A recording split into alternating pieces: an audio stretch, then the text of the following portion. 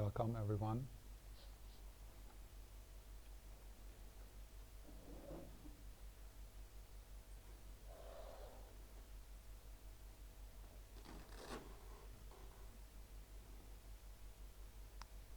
Today it's cloudy and rainy, but we still know the sky is there because we have seen it yesterday and also before, and we know that it will break open, so the sky will prevail. We just need to wait.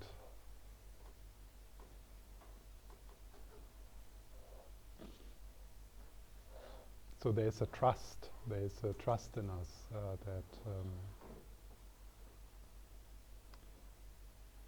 that we will that the sky will be not destroyed by the clouds.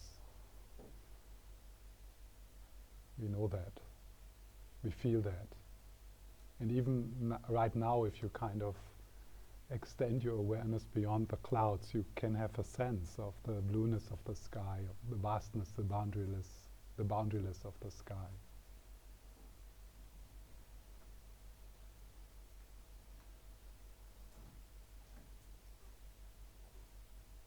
So similar, once we have had a glimpse of the sky like heart, of the heart like the sky, the inner vastness,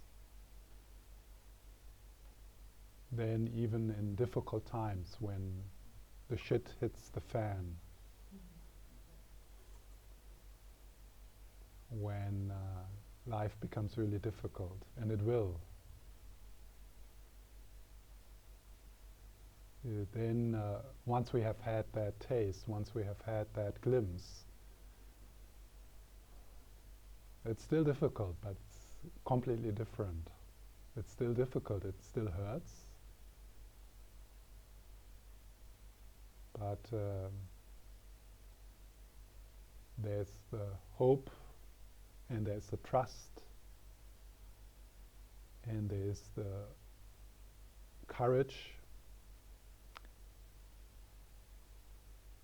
to experience or to realize that everything is workable. Every situation in life is workable because feelings are workable.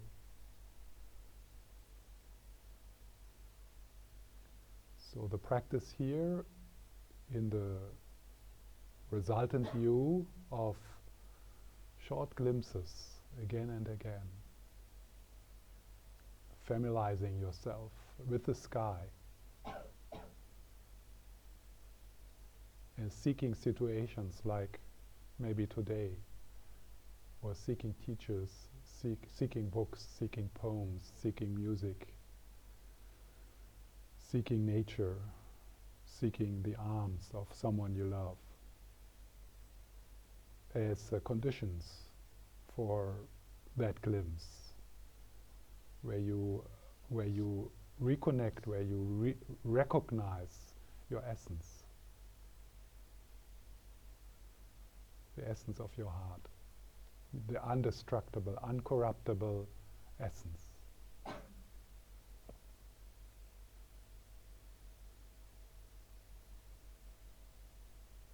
That is the refuge, that is the true refuge in Buddhism.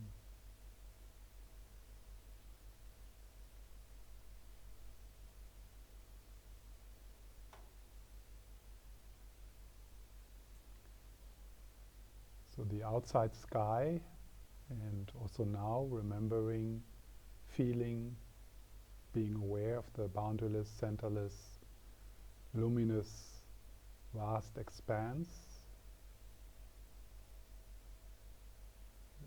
That sky can be like a mirror, can be a reminder of your inner vastness.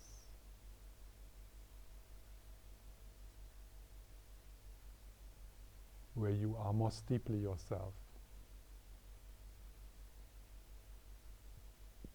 Deeper than your name, your gender, your roles, your fears, your possessions, your body. So deeper than all of that.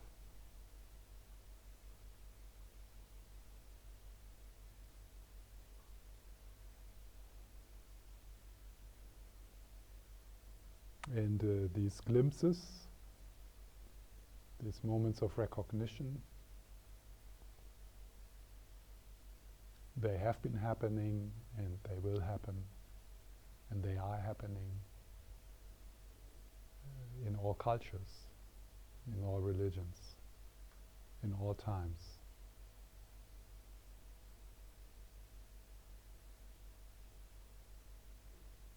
You can talk about this with someone who lived 2,000 years, 2,000 years ago, wherever people lived, the mystic experience.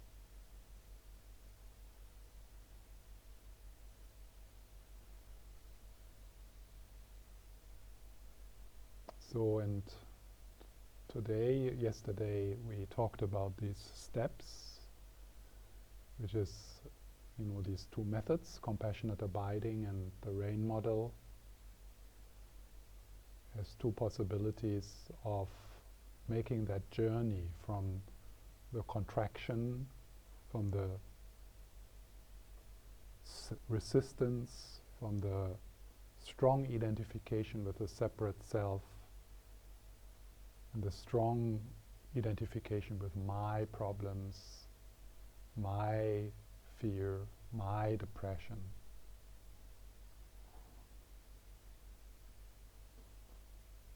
So to make that journey, to catch yourself in these moments, and to make that journey from to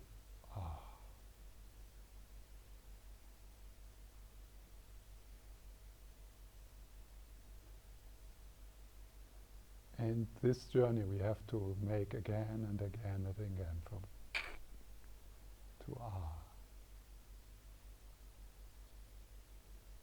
And in that way, your nervous system, your brain, your heart, you familiarize yourself with Maybe you have been training a lot, probably, many of us. So we are very good at that. It happens automatically, like effortlessly. Something happens, can be a little thing. So it takes some longing and self-respect and courage and trust to familiarize yourself with It's counter-instinctual. It's like, it's not your habit.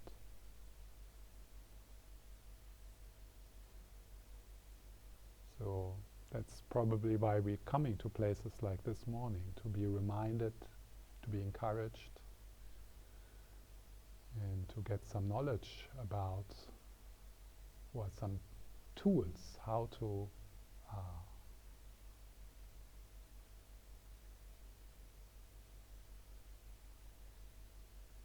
and then again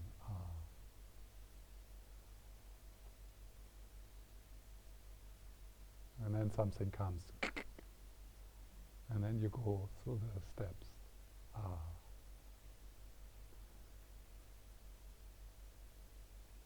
And then that will be more and more the way of living. It ceases to become a practice, it becomes a way of living. So you live more from that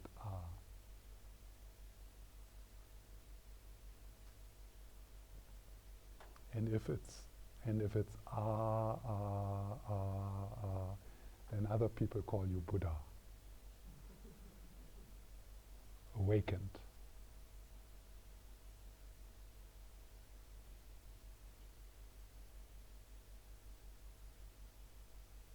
In the teachings it is said, when you condense all the Buddhist teachings, like you cook the bouillon of the Buddhist teachings, then you come to the Heart Sutra. And then if you cook the Heart Sutra, you make the bouillon of the Heart Sutra, then you come to one syllable, a Sanskrit syllable. And it's said that this syllable contains the whole teachings of the Buddha. And if we would be very smart, then it would be enough. But since we are so stubborn in the they had to write all these volumes of books and books and books and about that one syllable. And that one syllable, so now you get the whole Buddhist teachings in 1 millisecond. It's like the download of the Buddhist teachings.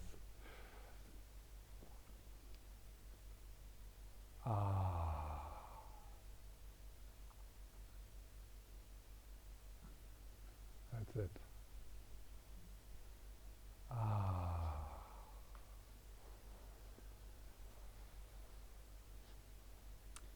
And that is an of wonder.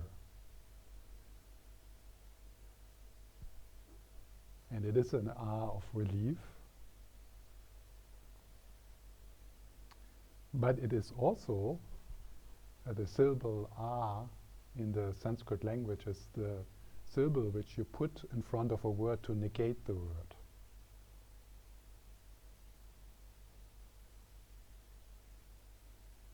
So it is this paradox of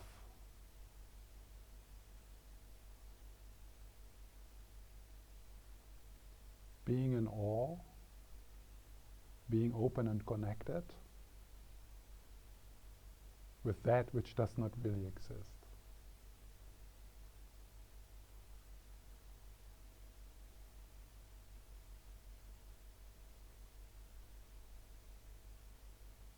With that which does not exist in the way it appears to you.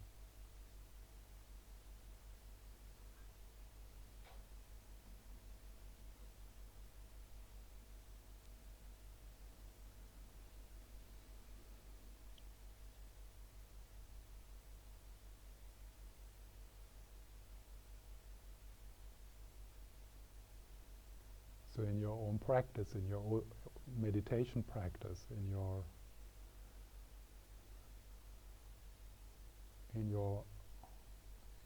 your path,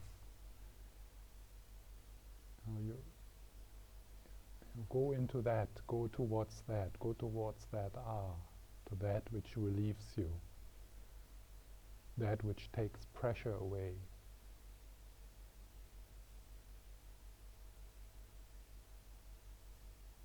And be aware of methods and techniques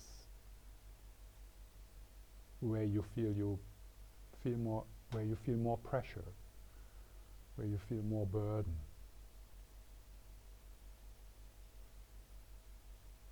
They are not meant like that, but we can receive these teachings and these techniques like that. So this is like the indication that you're on your path, the path with heart, when you feel, it's relieving me.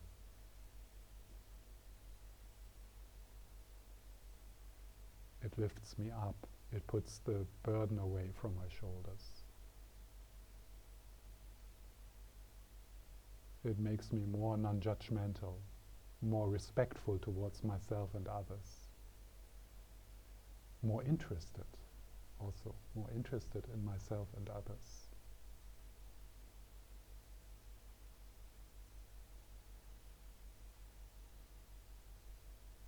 And then when you feel that methods and teachings, they make you more narrow-minded, more judgmental, more fearful, then there is a misunderstanding.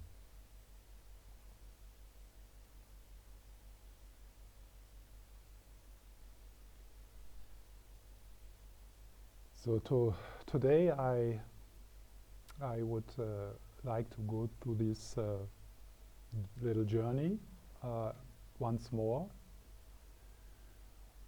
But then would like to explore mainly the fourth step, the non-identification, the shift.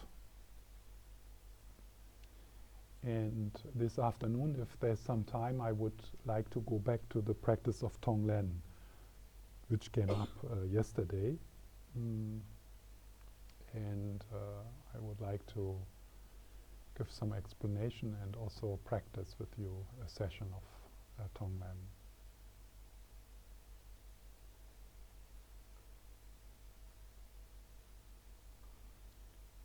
But let's start with sitting quietly in the aftermath of what I just said.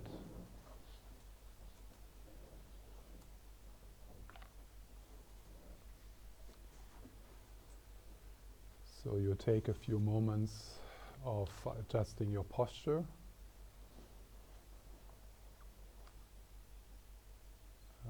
So your back is straight, but without being strained.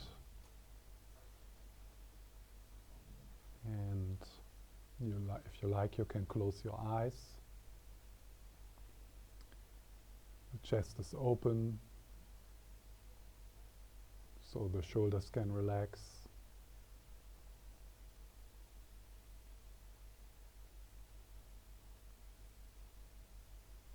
The belly can soften.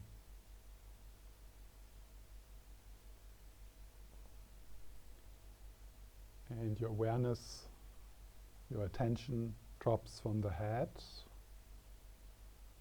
from the dialogue, the commentary, into the body.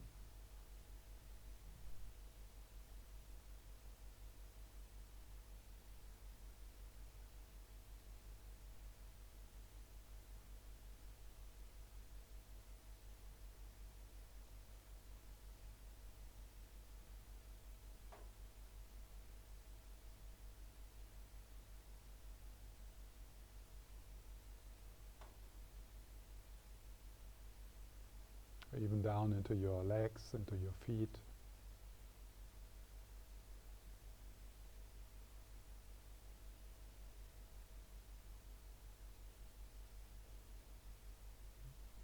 And your hands, they are also a good place for anchoring.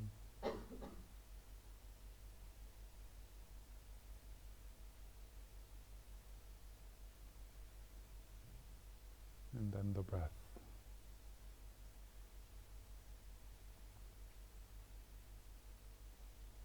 And of course, thoughts continue to arise. The inner dialogue does not stop, but you emphasize it less.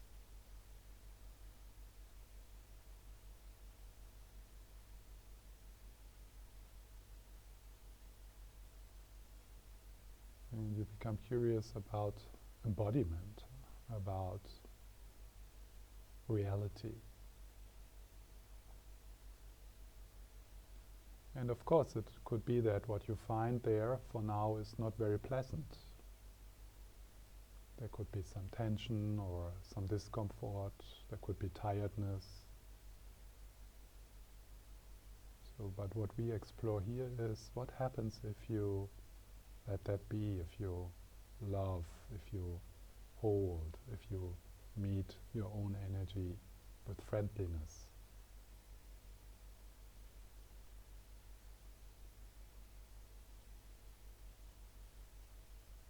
Could you allow yourself to be curious about life as it is in this moment?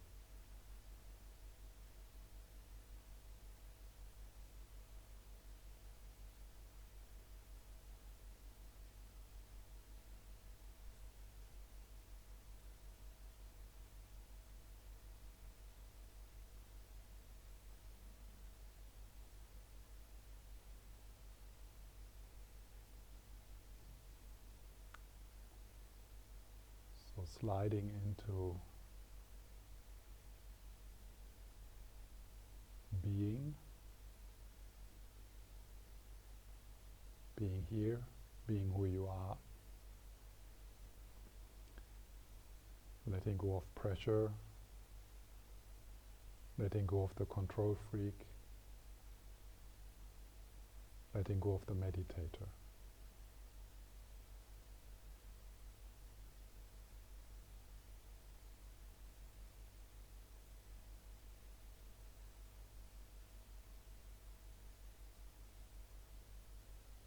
you allow yourself to find a place of rest in the midst of your experience.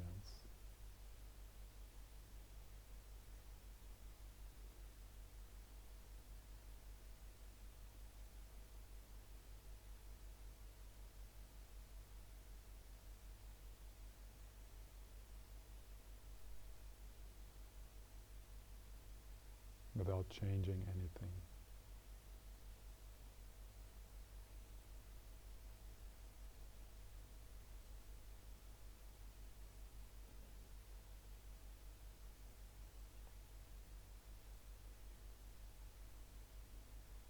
And then when you notice that you emphasize a story,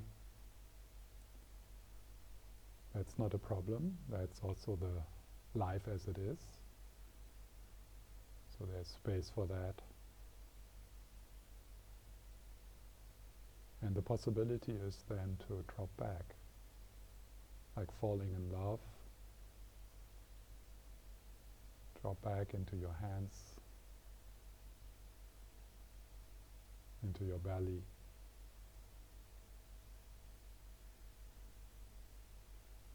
Not with discipline, not with concentration, but for the love of it.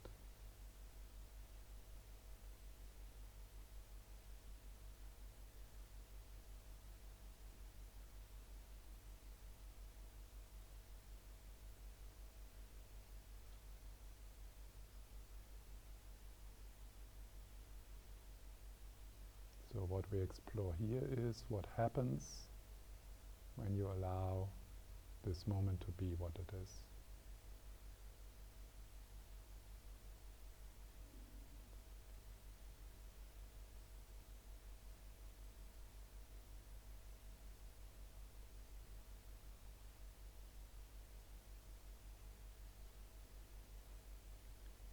Then quite quickly, even if you are agitated or tired,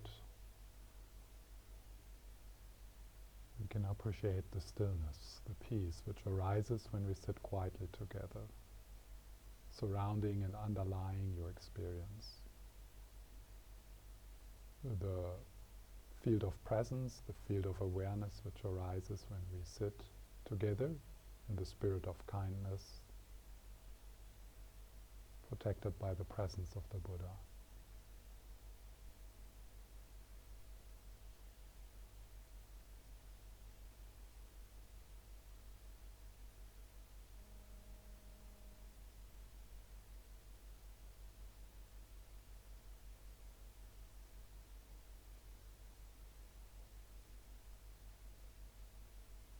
Nothing to do,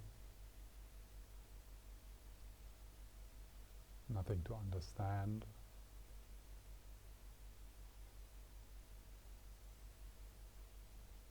Just this.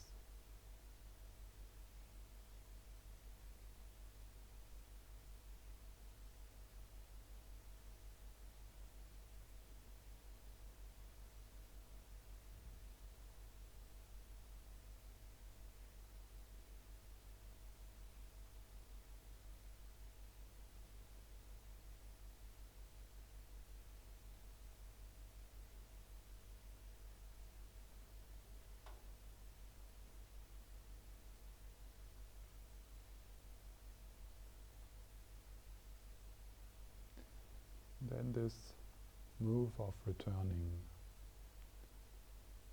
When you're hooked, you unhook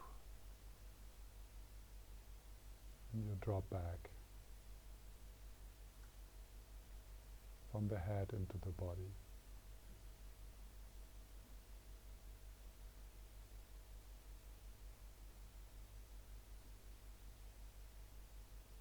Then opening the heart like the sky.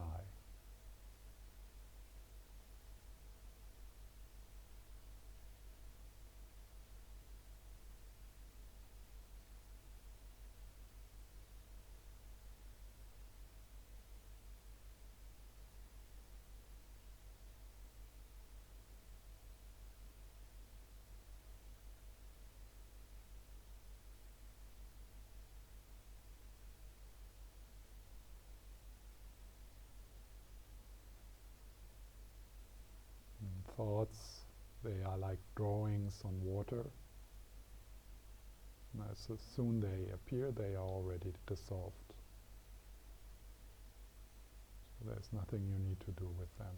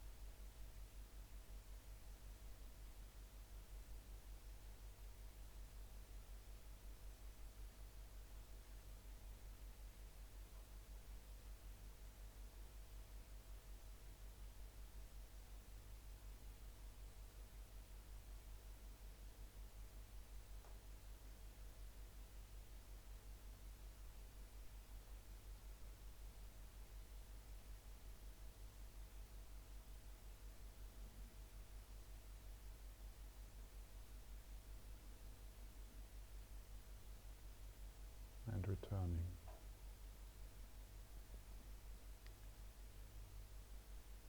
The story is bursting like a soap bubble, and you unhook yourself, dropping back into the body, and from there opening all senses and sitting with the heart like the sky.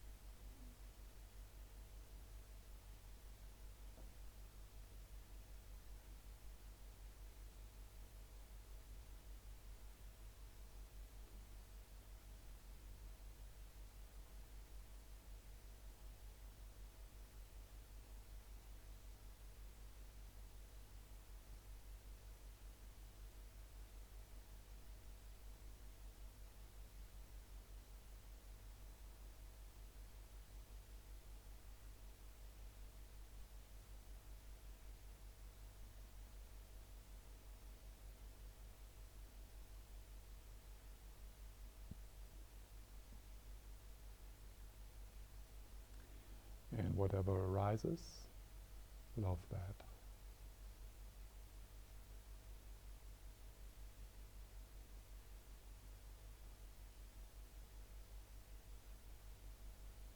Nothing is excluded.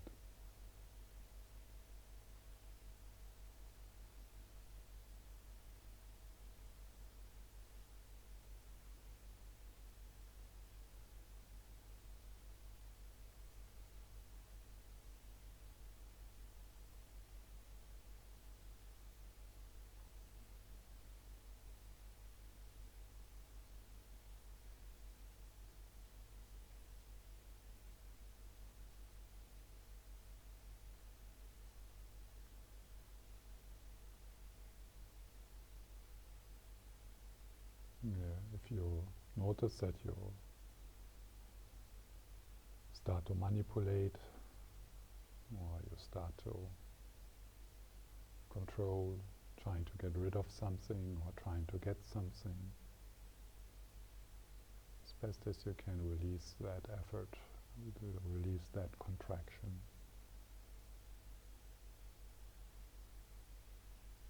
Become a lover of reality.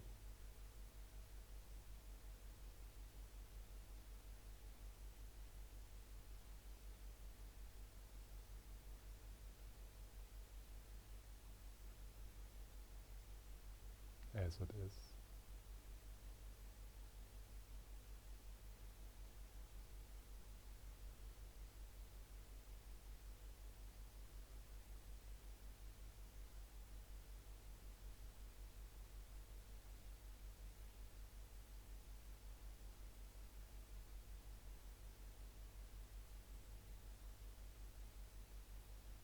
Can you tune in? Can you listen to the stillness, to the silence which we share with your heart?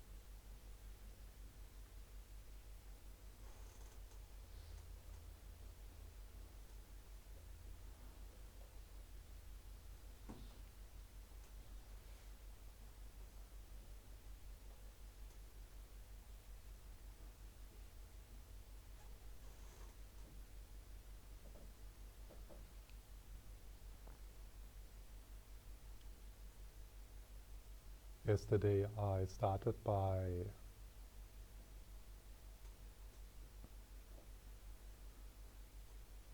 pointing to the two views within meditation, two different views. And the one is one of them is the developmental or progressive view.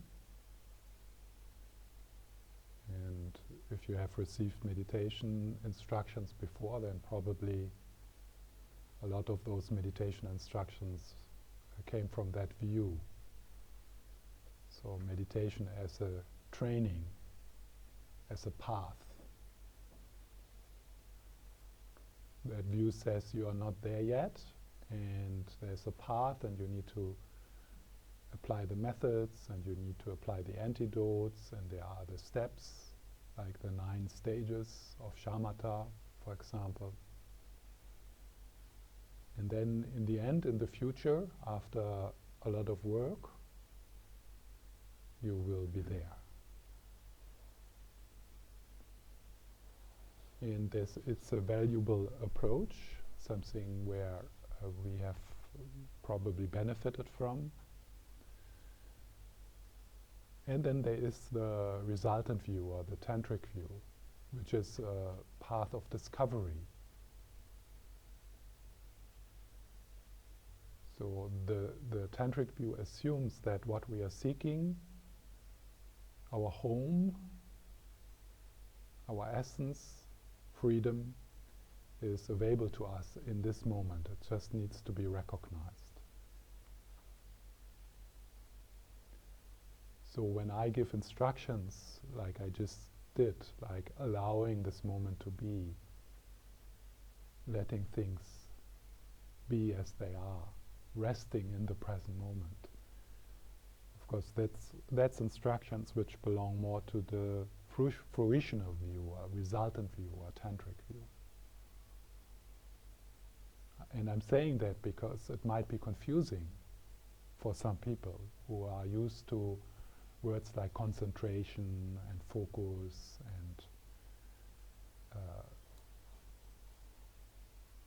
letting go of this and that, doing things in your practice. So in the fruitional, in the resultant view, we're practicing non-practice. We're practicing non-meditation.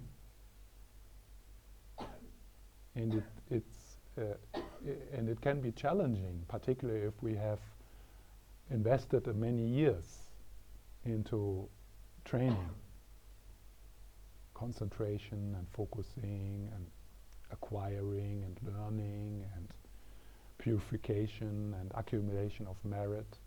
So if we have invested into that a lot, then it can be quite challenging to explore another possibility.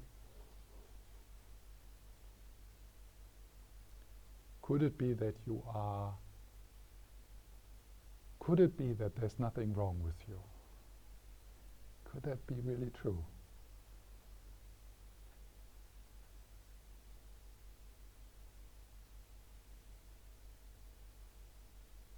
It seems to be crazy to explore that possibility, but it's something something which many people have discovered and are discovering, and it is probably also moments in your life where you somehow feel in a strange way that everything is fine as it is.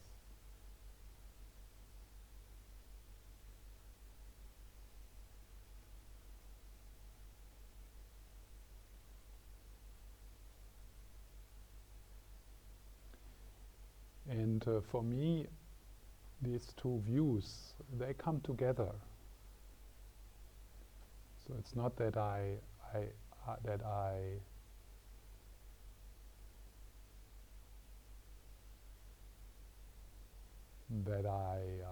would want for myself in my own practice and in my teachings to put these two views or to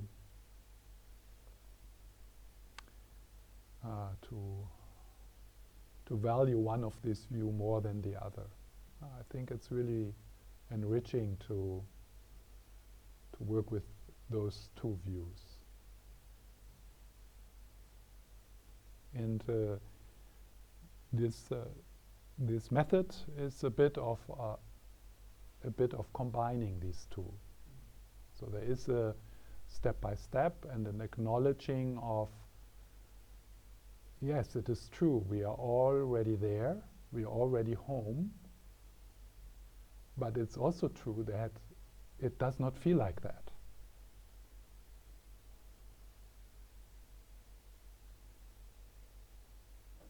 So what are we doing then? So then a progressive model of having something, having some steps is such a help and such a relief. And then you can use these methods not to get somewhere, but you use these methods then to realize that you're already there.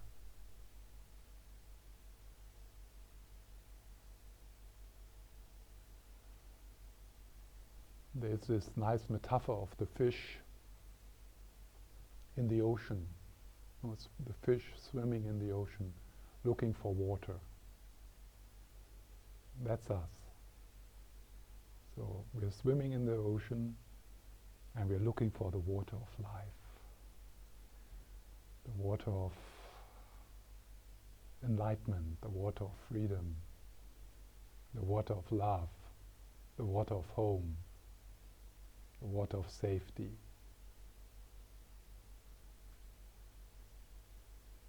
And then we start our journey and we swim and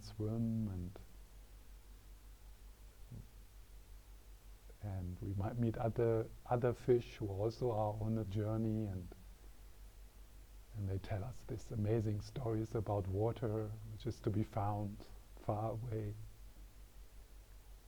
So we swim to India, we swim to California, we swim to Guru this and that, we swim to Rinpoche this and that. We spend all this money for courses like this one.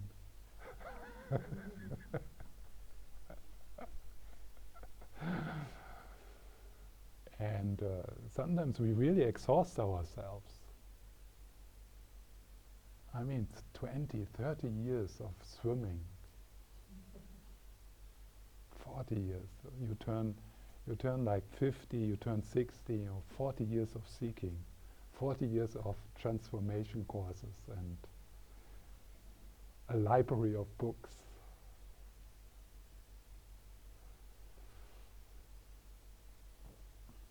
And then, of course, you have insights,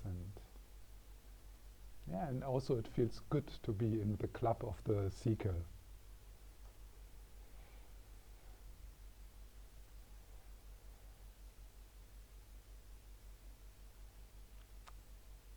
Yes, and then hopefully at one point we come to the big fish. And the big fish says, and he's really completely relaxed and happy, and the big fish says, relax.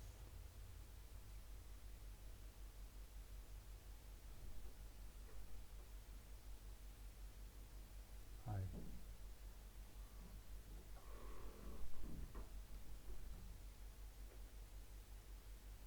Is there a chair somewhere? Can you sit on the floor? Yeah.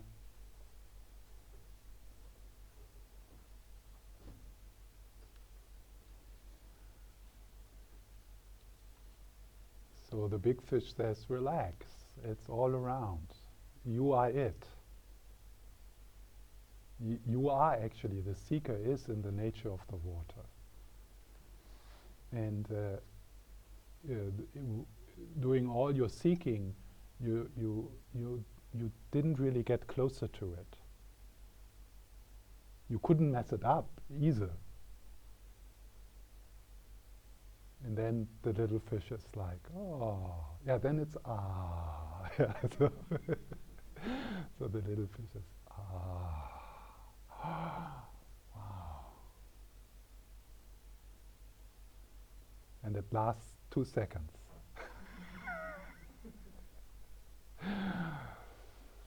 And then, no, this can't be it. This is too simple.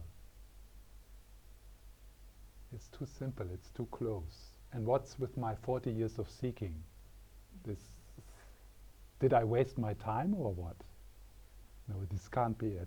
It needs to be more difficult like this. Let's seek a bit more.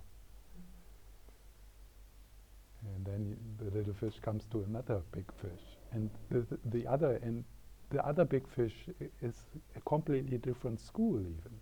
But he says the same. She says the same.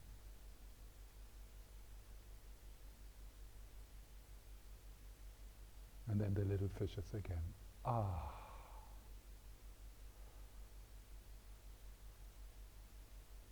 Yeah, and slowly,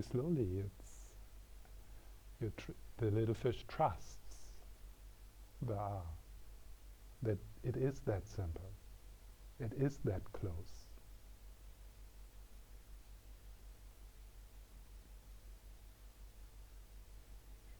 And the little fish does not feel that he has wasted or she has wasted her time. She could feel like, wow, why did I make this long journey, like 40 years of seeking, to come back home and to discover that the treasure was buried under my stove.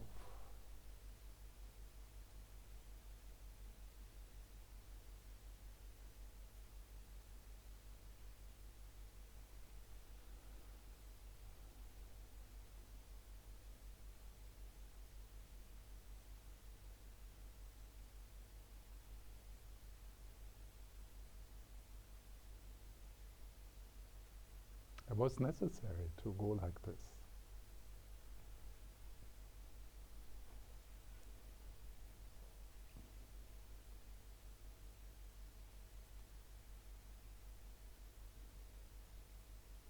So I don't think you need to be afraid to let go of the accumulated knowledge and the time spent in retreat and yoga, and it was worth it and probably necessary. It was necessary to do it to realize it's not necessary to do it.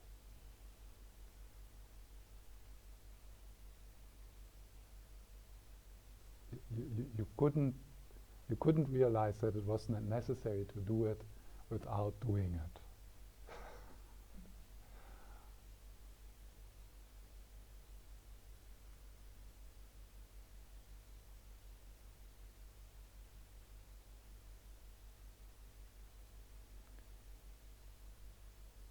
So, the journey.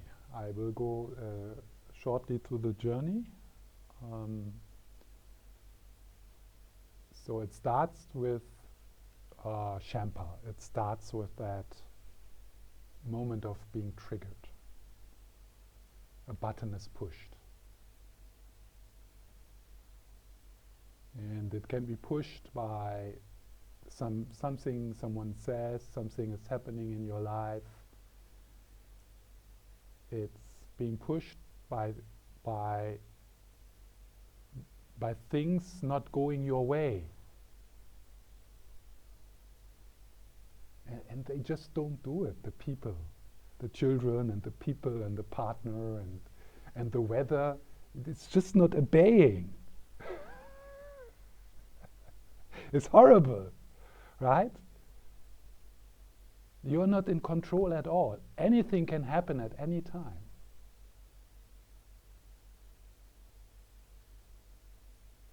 And it's constantly, it's just like one wave of things we don't like and another wave of not getting what we like.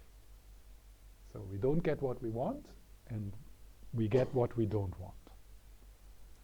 So, and then there is that contraction. I don't want this. I don't like this. It should be different. And since I'm the most important person in the world, they should obey.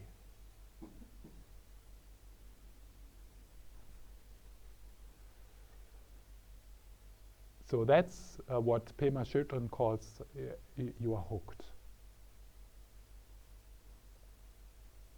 And what easily happens is that then you are carried away. You not even notice that you're hooked. You know, self-righteousness, blaming. It's the others. It's the weather. It's so we have this strong tendency not to take responsibility for what is happening, for our feelings. So that's already a big step to actually, in a moment of being hooked, a moment of Shampa, a moment of that contraction, to pause and to realize what is happening. And already there, it's so important what I talked yesterday, the contact with the body, because that's where we notice it. Also in the thoughts, but we notice it in the body. So your button is pushed. In the Bodhisattva Shantideva describes a lot of, there's like a whole series of verses describing these moments. And they all end with, and in that moment, pause. He says, become like a log of wood, but that sounds a bit repressive, yeah? And it's not meant like that. So it's like this pausing. And yesterday I read this quote of Pema Chodron, neither suppressing nor acting it out. Neither suppressing, denying, swallowing it, trying to keep it under the table. I'm not angry. I'm not sad. This doesn't hurt me. I have things under control. Or acting it out. Spitting it out. Blaming, complaining. It's your fault. You make me to feel like this. And then acting from that reactivity. So that first step of recognizing, slowing down, this is of course this is something which you start to experiment, or you start to learn that in meditation. So you're sitting and then stuff happens. So you're sitting in meditation, stuff happens, noise, internal things, memories, and you cultivate the capacity of staying, of being steady, staying to stay. And that work is counter-instinctual, because something in you says run.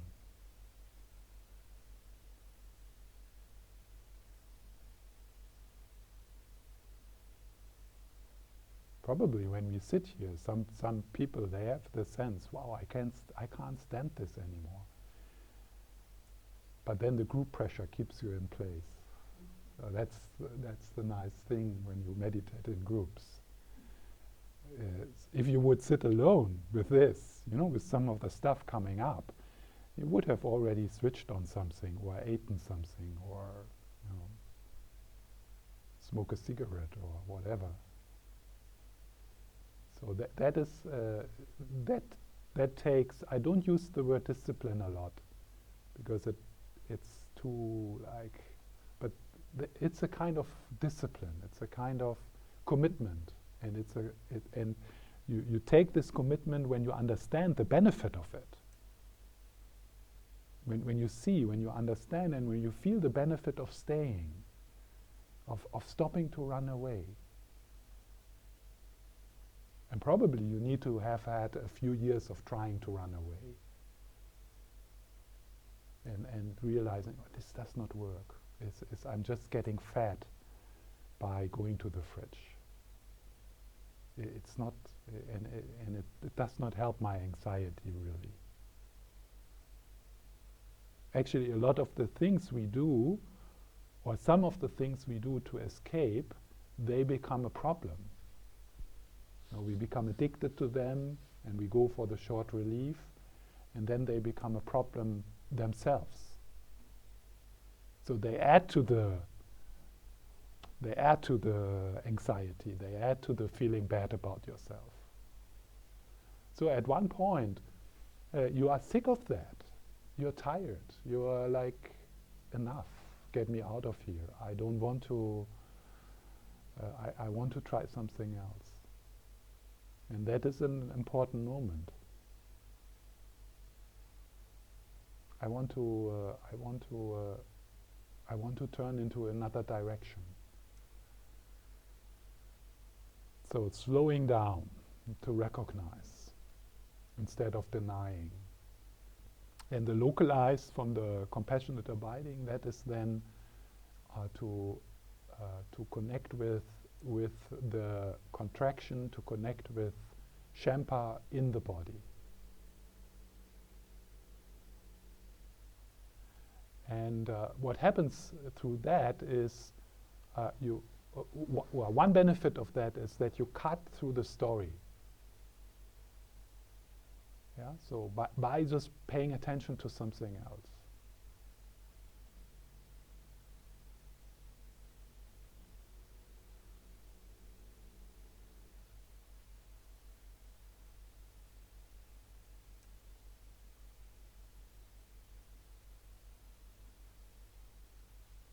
I'll give you an example of that. So imagine the meditation teacher, after teaching, goes home to his wife, and the meditation teacher has a conflict with his wife. And on the way home, he starts to debate with his wife. He gets worked up. But he's not really noticing it, because it happened that he just forgot what he taught. So he gets worked up. Yeah? And he is not taking responsibility for his feelings, but he blames his wife. So the meditation teacher arrives home, opens the door. What happens?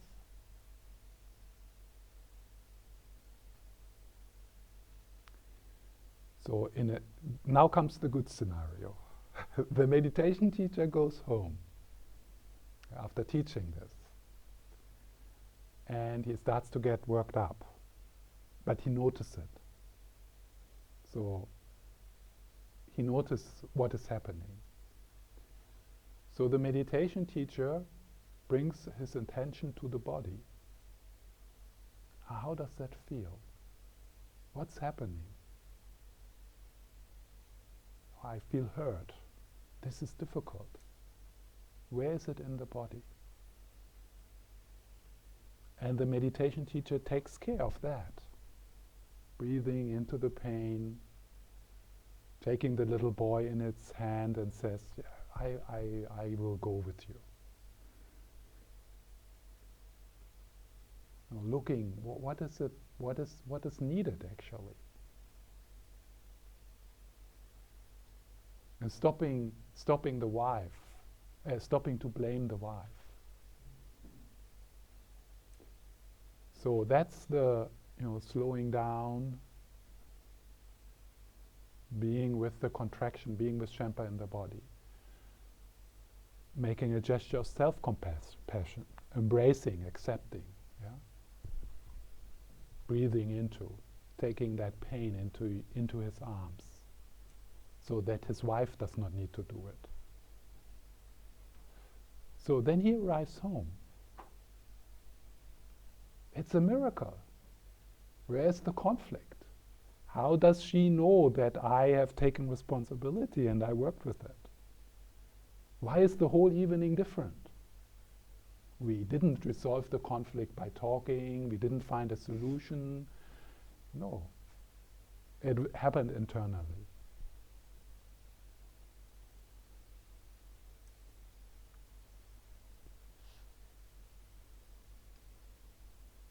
So that's, there I think it's understandable, the value of, and exploring that somatic aspect and working with that as well. I'm not saying it's useless to talk on the conceptual level and so on and so on.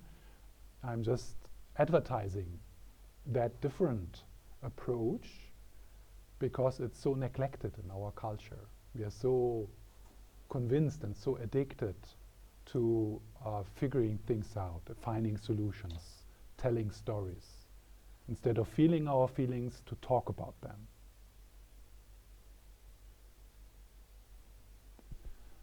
So that's the recognizing, the accepting. And yesterday I talked a bit about that embracing, that kindness, maitri, that friendliness, and how difficult it can be, and that it is a journey for many of us to experience. What does it mean? What does it mean actually to meet yourself with compassion, to meet yourself with maitri? And yourself, I mean your feelings, your experience.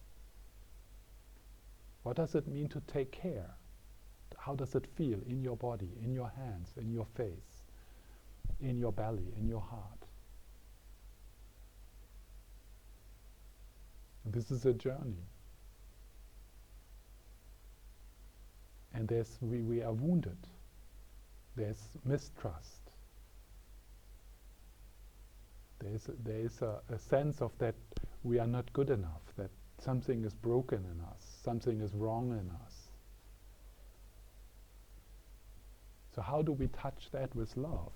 Where can that come from? That gesture. So that is that is a journey of seeking. It is there in you. You were born with it, like every baby is born with that. With the capacity to be open and warm and kind and respond and connect. And so it is there, but it might be covered, buried, hidden behind a wall.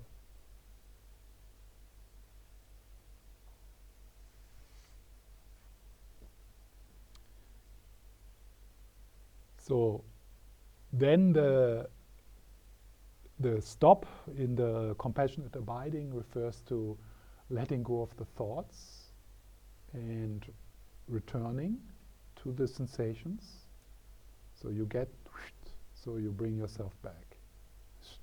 You bring yourself back. And the investigation then is the looking closely.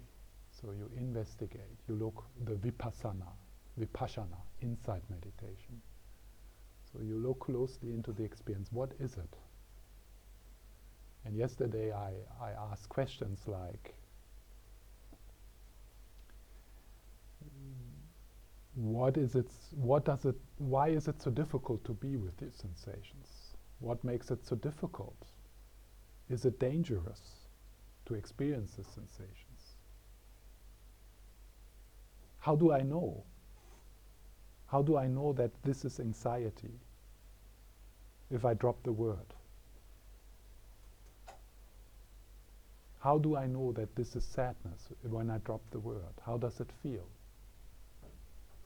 How does it really feel without the layers of concepts?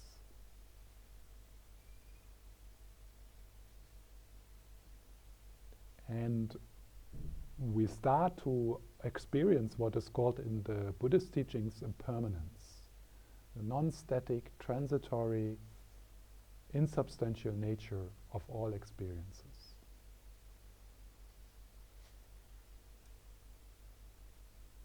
And that whatever arises passes away by itself. You don't need to do anything.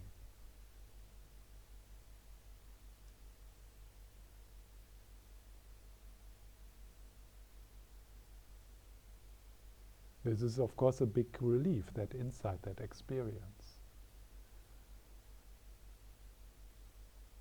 Because part of why an emotion is so difficult, it seems to be so real and so lasting. And it completely colors the way we look at our life and ourselves. We actually believe that that this kind of, it's like a fog. And the world disappears behind that. Like when we are angry with a person, we actually believe that this person is bad. And that's a klesha, it's called klesha. It's a confusion. It's like the person disappears, and we just see our own projection. And our own projection is confused.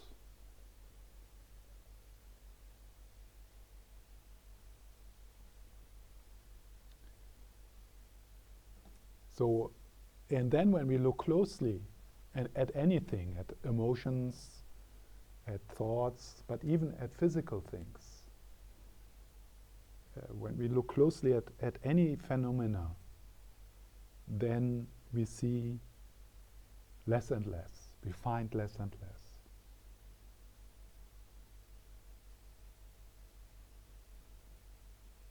So that is the beginning of liberation.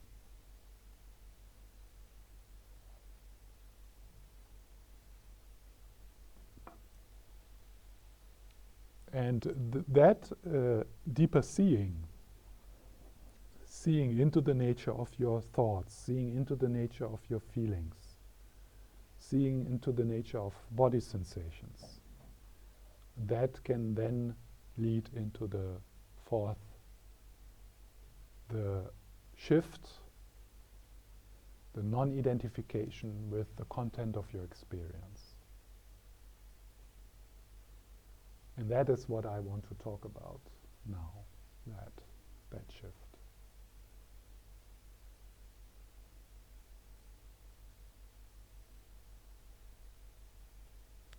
And yesterday I already said this, there's two aspects to this shift, and I want to mention them, and then we have a break, and then we lead a meditation. I lead a meditation. And then if there's questions, there's time for that. So there's two aspects to this shift. The first is the recognition of the non-existence of a separate solid me. The recognition of a non-existent, of the non-existence of a solid, separate me. So what does it mean? Yesterday I gave the example of the wave and the clouds. Today I use another example, and that is the weather. So there's the weather. Sometimes it's raining, sometimes there's sunshine, clouds come and go. So a few thousand years ago, maybe even like 1,000 years ago in Finland. I don't know in Finland, but in the rest of Scandinavia. The people saw the weather. Oh, it's raining, so there must be someone doing it. Right? So they came up with this idea of the weather god. So, and then they talked about the weather god, and they told the stories about the weather god, and they imagined the home of the weather god, and they made offerings to the weather god, and it was really real for them. I mean, for us this is like stories, but for them it was like they related to a being. They imagined a being, and he had a wife and children and drama and the whole thing, and it was real for the people. It was so strong, some of them even saw.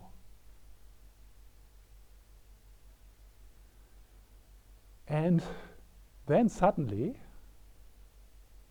we realized this is a fantasy. It's completely made up. It's merely labeled by mind. It's a complete projection.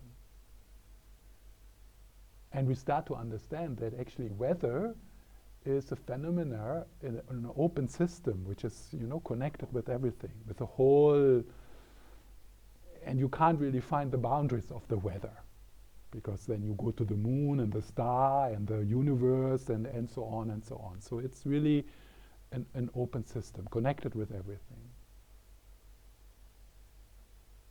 So now when it rains, we understand this is part of the open system, and it happens, and then there is no controller behind. There's nobody needing to do it. So the weather god is a complete fantasy. And at one point, human beings just realized this does not exist, so they saw it. So now, similar, there's a thought, there's a memory, there's a feeling, and you make up the weather god. And the weather god is me.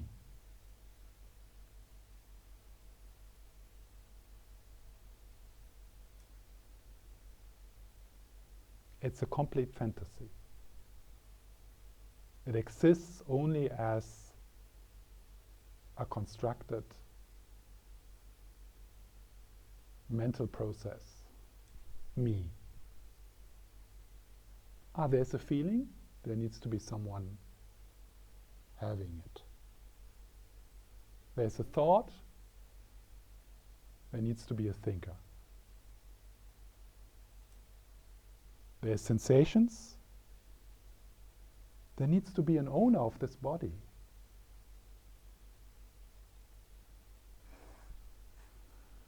And that owner, that center, that the one who's possessing your body and mind, the one who is having a personality. I have a bit of a difficult personality. I know. I have a bit difficult personality. And if I could, it would be wonderful to have a younger body. If I could, I would change this body. And sometimes I can't stand my mind. I can't stand my mind. It's just horrible to be in my mind.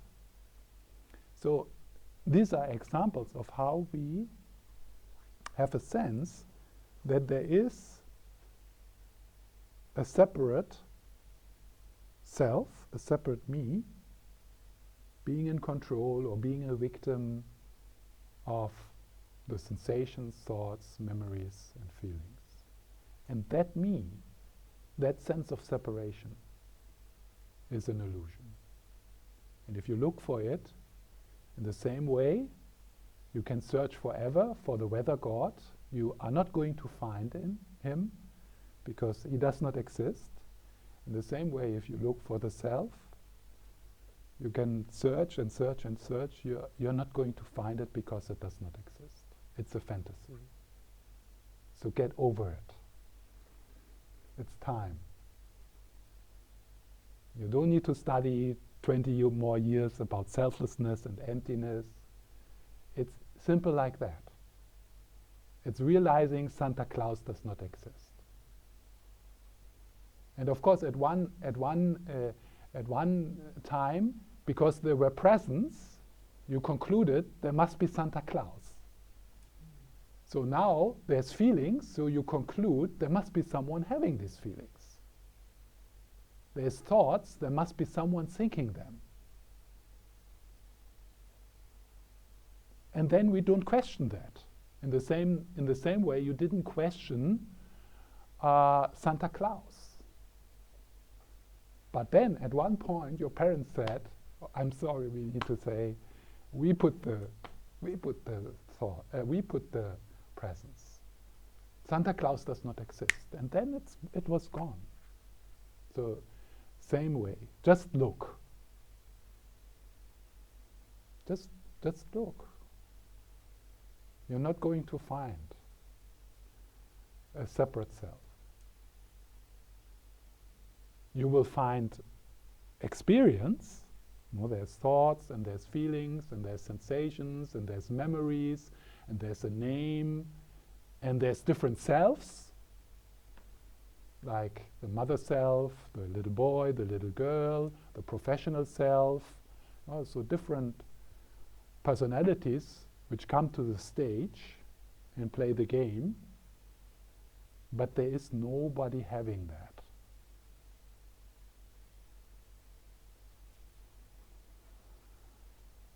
So the problem with believing that there's a separate self is that that is the root of our reactivity. That's where our defensiveness comes from.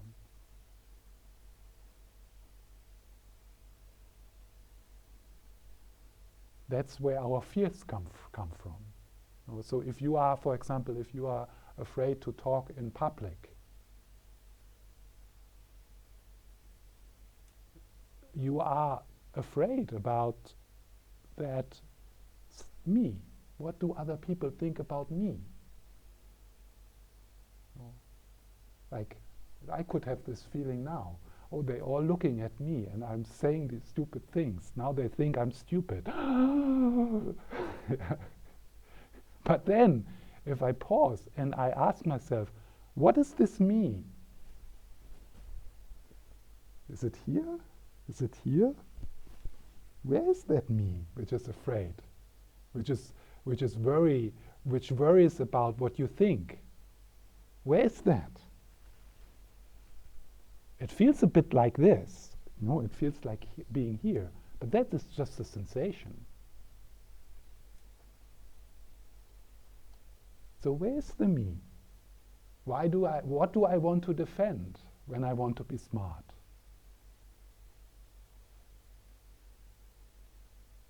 What I want to defend is the weather god. And then when I realize, in that moment, when I realize the weather god does not exist, I don't need to defend him. Then you can look at me. Yeah, there's nothing here to defend. There's space. So you can look, you can see, you can think I'm stupid. It's just, it's not meeting anyone. I'm not saying that I'm in that all the time, yeah. So, but it's such a relief. These moments where you put down that illusion.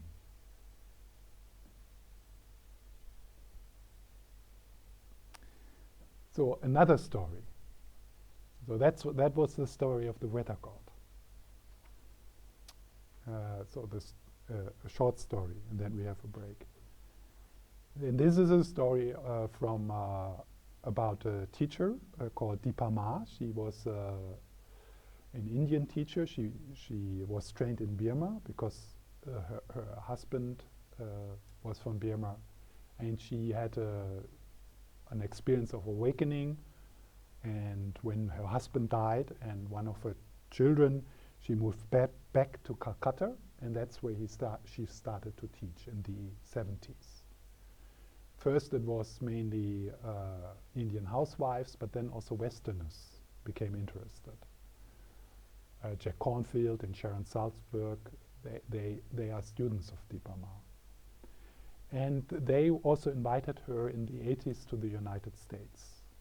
And on her first journey in the 80s to the United States, a simple Indian woman, she was flying for the first time, and so she flew to New York, and Sharon Salzberg showed her around in New York, the accomplishments of the West, supermarkets and so on.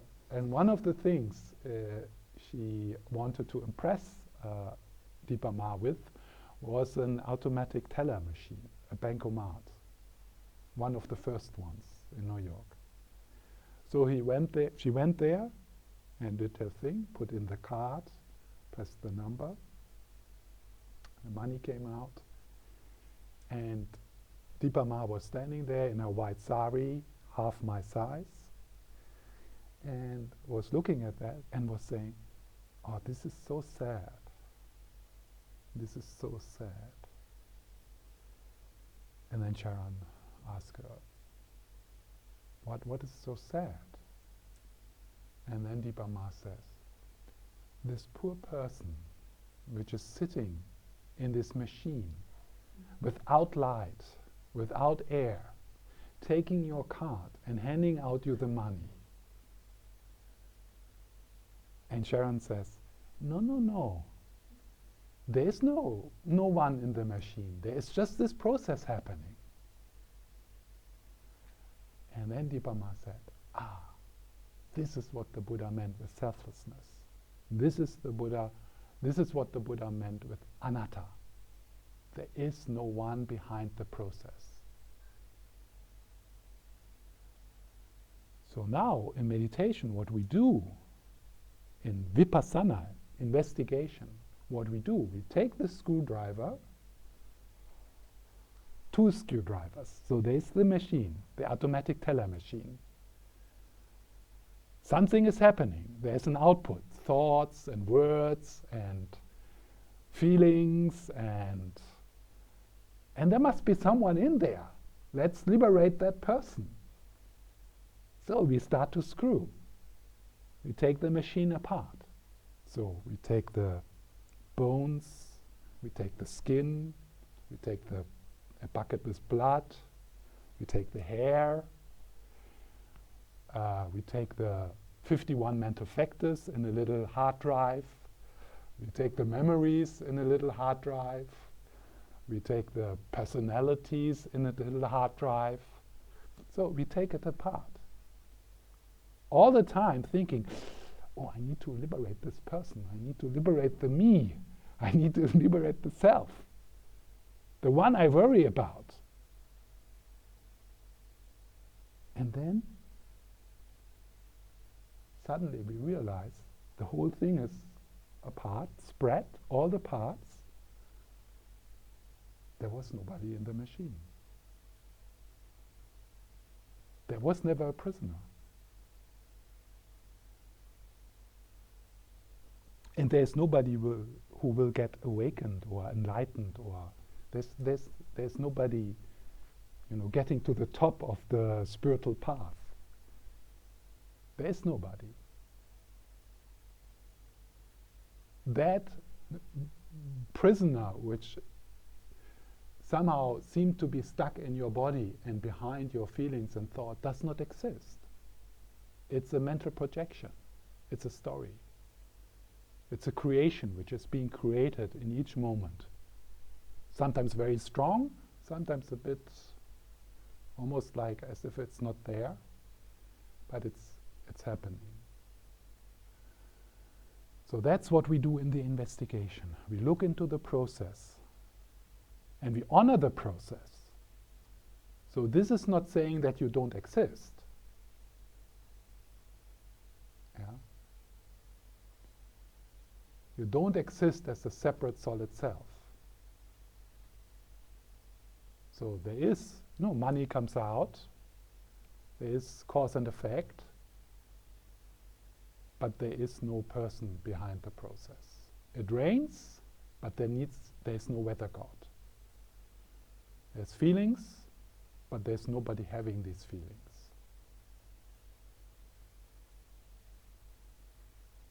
And this is something you need to look. Once you look, then it's easy. You don't need to read books about this. You're not going to figure it out through thinking and thinking and thinking. It's a direct looking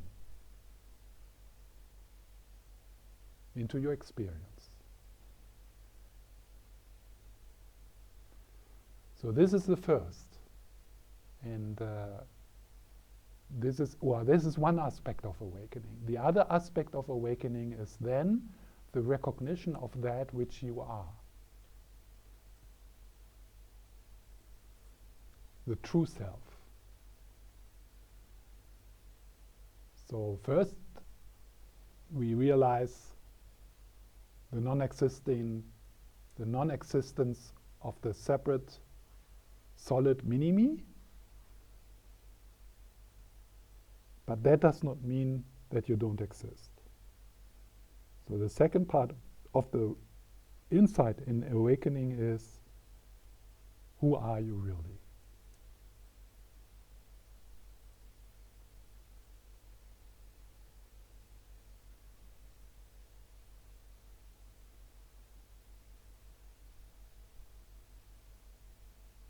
And that's what we are going to look at after the break. So let's have a break now.